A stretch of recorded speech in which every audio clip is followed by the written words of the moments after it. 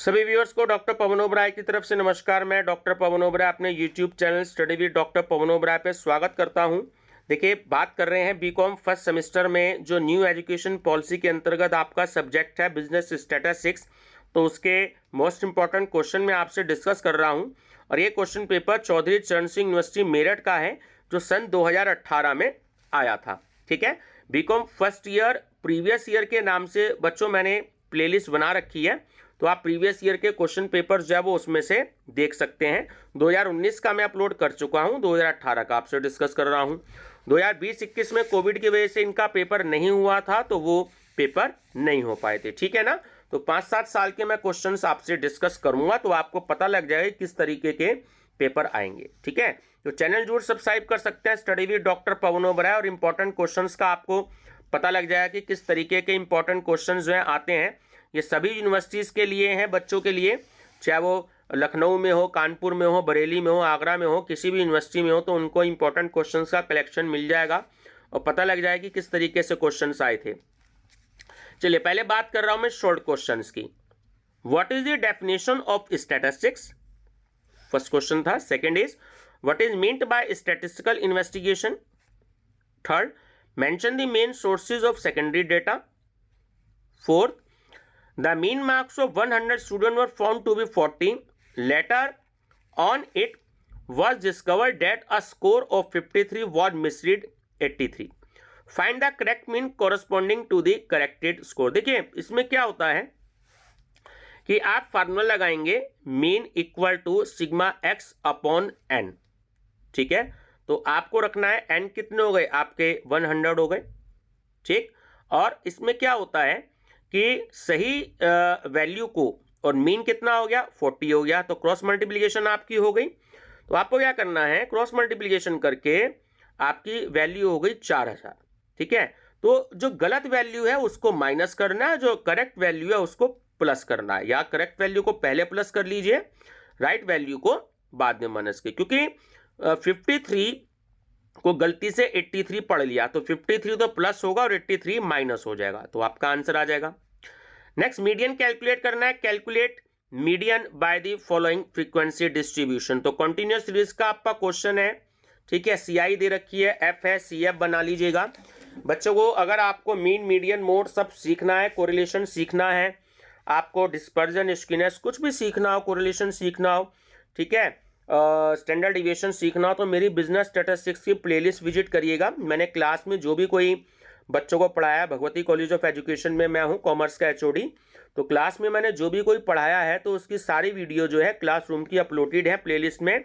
तो आप doctor KL Gupta Navyug publication Agra की बुक के सोल्ड क्वेश्चन हैं, तो आप उनको क्वेश्चन वाइज देख सकते हैं। क्वेश्चन नंबर 1, 2, 3, 4, 5, 6 इस तरीके से मैंने बहुत इंपॉर्टेंट क्वेश्चन जो है समझा रखे हैं, डायरेक्ट इनडायरेक्ट दोनों मेथड से, तो आप वो प्लेलिस्ट विजिट कर लीजिएगा।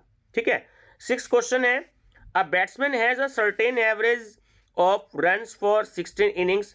In the 17th innings he make a score of 85 runs, thereby increasing his average by 3. What is the average after the 17th innings? ठीक, 7th है। A class of 16 boys was given an intelligence test and the following marks were obtained. Calculate median. तो जो value दे रखी है individual series का आपका question है। ठीक है, मीडियन इसमें भी कैलकुलेट आपसे करवा रहा है और 5th में भी कैलकुलेट करवा रहा है, तो बहुत अच्छी बात है। 10 नंबर के तो आपके मीडियन के क्वेश्चन हो गए थे इसमें। तो आप सबसे पहले इसको असेंडिंग ऑर्डर में लगाएंगे, यानी कि बढ़ते हुए क्रम में, पहले सबसे छोटी वैल्यू, फिर उससे बड़ी वैल्यू, फिर उससे बड़ी वैल्यू, असेंडिंग ऑर्डर में लगाएंगे, तब आगे आप क्वेश्चन को सॉल्व करेंगे। चलिए, नेक्स्ट क्वेश्चन है आपका, if the price of commodity doubles in a period of 4 years, what is the average percentage increase per year? 9th, calculate quartile 1 and quartile 3 Q3 from the following data, है ना। तो देखिए, quartile हो, median हो, percentile हो, decile हो, इन सभी values को जब हम कैलकुलेट करते हैं तो हम सबसे पहले इनको इंक्रीजिंग ऑर्डर में लगाते हैं, यानी कि बढ़ते हुए क्रम में लगाते हैं, असेंडिंग ऑर्डर में लगाते हैं, तब इनकी वैल्यूज को सॉल्व किया जाता है। Q2 क्योंकि मीडियन होता है, इसलिए अगर आपसे मीडियन कैलकुलेट करने के लिए कहता है तो समझ लीजिए कि वो Q2 है, तो Q2 जो है वो मीडियन ही होता है, इसलिए क्वार्टाइल Q1 और Q3 ही आपको कैलकुलेट करने होंगे, इस बात का आपको ध्यान रखना है। चलिए 10th क्वेश्चन है आपका, what is mean deviation, how is it calculated. ठीक है, चलिए बात करते हैं लॉन्ग क्वेश्चंस की। अब लॉन्ग क्वेश्चंस देखिए, ये जो क्वेश्चंस दिया है इन्होंने, ये इंडेक्स नंबर का क्वेश्चंस दे रखा है कि prepare a suitable index number for the year 2014 on the basis of 2010 from the following information. ठीक है, तो 2010 को आपको बेस ईयर मानना है, तो आप इस क्वेश्चन को सॉल्व कर सकते हैं।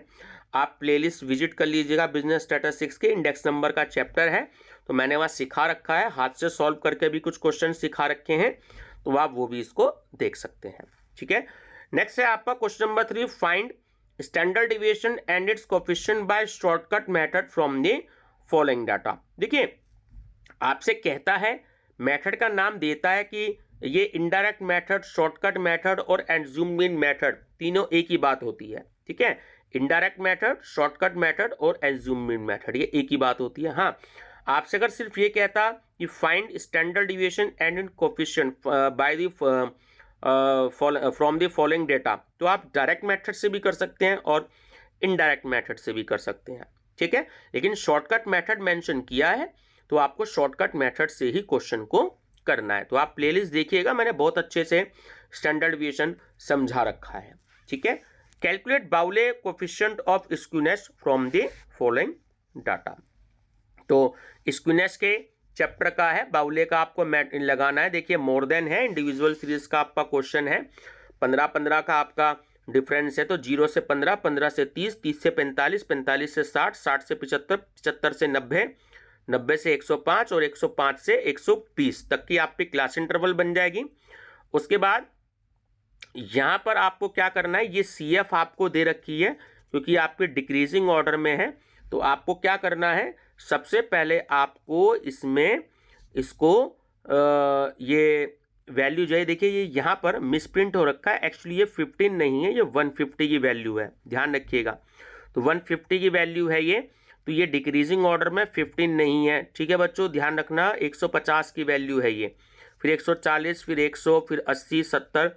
तो आपको क्या करना है, सबसे पहले इसकी F बनानी है, उसके बाद आप फिर इसकी CF बनाएंगे। ध्यान रखना, जब भी कभी इंक्रीजिंग ऑर्डर में CI होती है और CF आपके डिक्रीजिंग ऑर्डर में होती है, तो जब आप F कैलकुलेट करेंगे तो मीडियन कैलकुलेट करने के लिए आपको जो है उसकी CF दोबारा से बनानी पड़ती हैं। जब CI और आपकी CF दोनों इंक्रीजिंग ऑर्डर में दी हो या दोनों डिक्रीजिंग ऑर्डर में दी हो, तब CF दोबारा नहीं बनती। ठीक है, लेकिन CI इंक्रीजिंग ऑर्डर में दे रखी है और ये आपकी CF डिक्रीजिंग ऑर्डर में दे रखी है, तो पहले आप F कैलकुलेट करेंगे फ्रीक्वेंसी, उसके बाद CF को दोबारा कैलकुलेट करेंगे।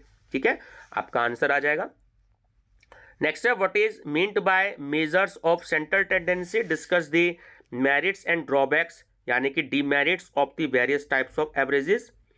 नेक्स्ट क्वेश्चन आपसे देखिए, फिर से बहुत ही मोस्ट इंपॉर्टेंट क्वेश्चन है ये कोरिलेशन का।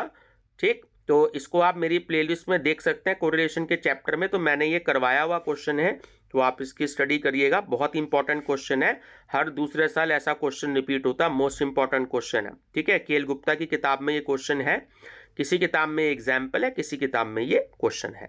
चलिए नेक्स्ट है 9th, calculate mean median mode. तो तीनों ही इसमें देखिए आपको कैलकुलेट करवा रहा है, तो CI आप बना लेंगे 100 से 200, 200 से 300, 300 से 400, 400 से 500, 500 से 600, और उसके बाद नंबर ऑफ स्टूडेंट्स दे रखा है, तो यानी कि CF की वैल्यू दे रखी है, क्यूमुलेटिव फ्रीक्वेंसी की सारी वैल्यू आपके बढ़ते हुए क्रम में है, तो आप इसकी F बनाएंगे। ठीक है, अब देखिए क्योंकि यहाँ पर CI बढ़ते हुए क्रम में है, ठीक, और नंबर ऑफ स्टूडेंट CF आपकी बढ़ते हुए क्रम में, तो यहाँ CF दोबारा नहीं बनेगी। ठीक है, तो आप इसी की CF लिख के F कैलकुलेट करेंगे और उसके बाद क्वेश्चन को सॉल्व करेंगे।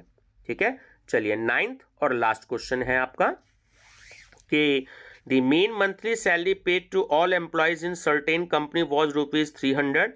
The mean monthly salaries paid to female employees were rupees 3,200 and 2,200 respectively.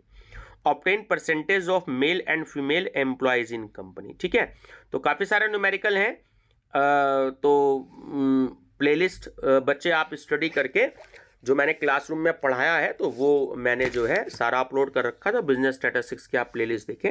Channel जरूर सब्सक्राइब कर सकते हैं, study with doctor Pavan Oberoi. Thank you.